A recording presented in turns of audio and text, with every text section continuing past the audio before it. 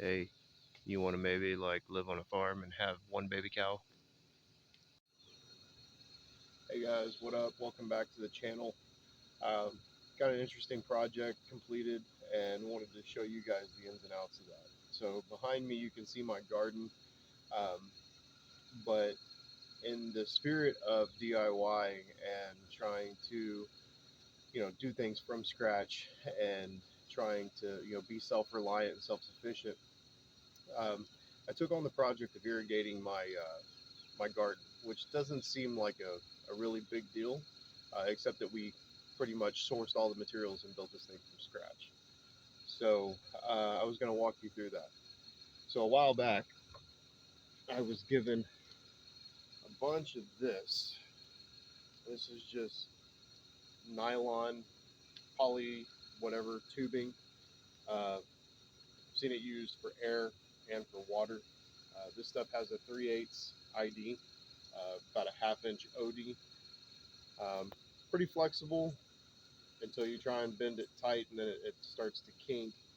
But I was given a couple 100 feet of this by somebody who completed a project, and I just let it sit out in the shed and didn't do anything with it. Well, we've been in severe drought conditions here in Texas, so I started having beds that started to die because they weren't getting enough water.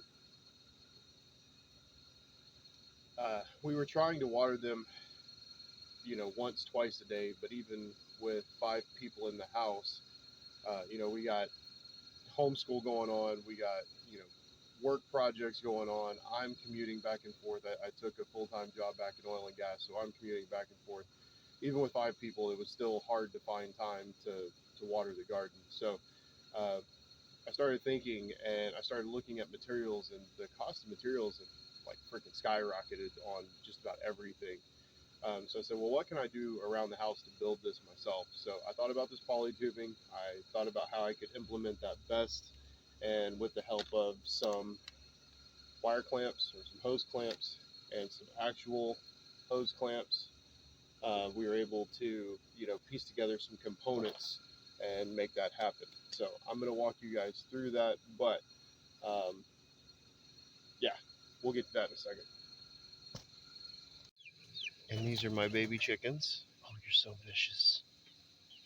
Those are our baby chickens. All right, so let me adjust the camera a little bit so I can see what's going on and talk effectively.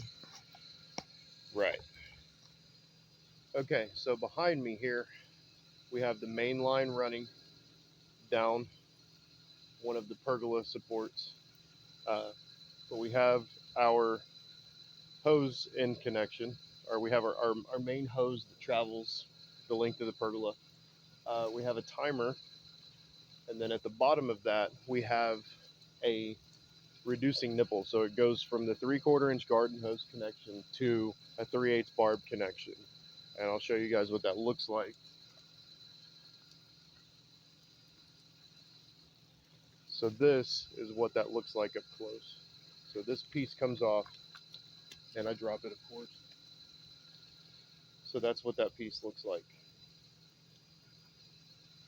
So it's on attached to one of my Orbit hose timers, and that hose timer, see if I can get you guys a good shot of that without completely ruining the video. Oh, of course. Anyway, so there is a plastic connector right there in line on that water hose that is a barbed fitting on both sides. So it's basically a T, right? So it's got a barb fitting on both sides, and it's got a water hose connection coming off of the middle piece. So we cut the hose, clamped that on each side, and then connected the water hose to this connection here. So you can see the system's running now. As we move down the line towards the beds, we hung it with the clamps from the bottom of the pergola, and once we got everything hung, we went in and drilled holes. It's kind of hard to see, but you can see the water dripping. So we drilled holes just above the garden beds and placement actually worked out pretty well. This whole design actually worked out pretty well. But the best part of this is the sound.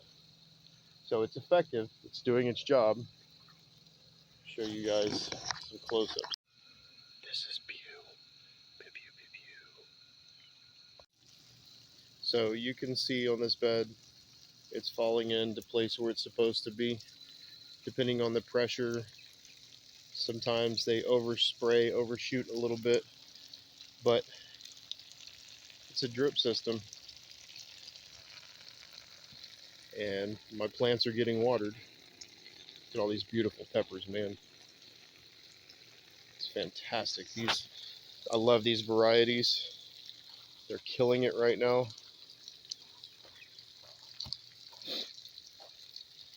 Some of the jalapenos and the ghost peppers. We got some habaneros hanging out over here. But all in all, it's kind of a complicated process. We ended up getting it worked out, and things are gonna start looking pretty good here now that we got something on a constant water timer. So we're gonna yank out some of these unproductive beds and replant them and see what we can get done. Get that beautiful basil. Tomato plants spilling out of their garden bed. Tons of basil. It's beautiful.